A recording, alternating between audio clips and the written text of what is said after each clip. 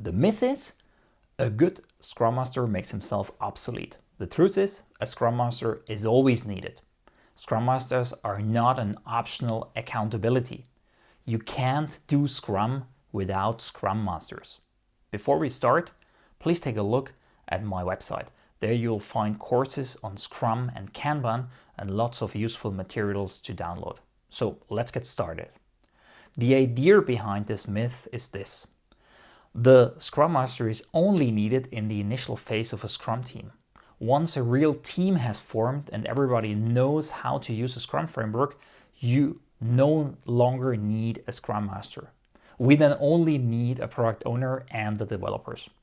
For two reasons, this is based on a fundamentally wrong understanding of the Scrum Master's accountability. On the one hand, team building and teaching the Scrum framework is never complete.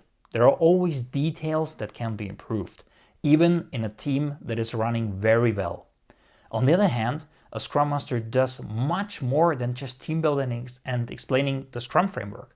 I'll just name a few points here, but the list does not claim to be complete. Working on the Agile mindset of all participants and helping with cultural change towards more agility. Spreading Scrum and agility throughout the organization. Coaching the team members and help them to grow. Proposing the use of Scrum patterns and all other ways to increase productivity. Helping the team with achieving technical excellence such as coding standards, clean code practices, test automation, and so on. Improving the entire software production value chain on both ends, requirements management and deployment. There is also a very good video on this topic from Dominik Maximini, which I will link below.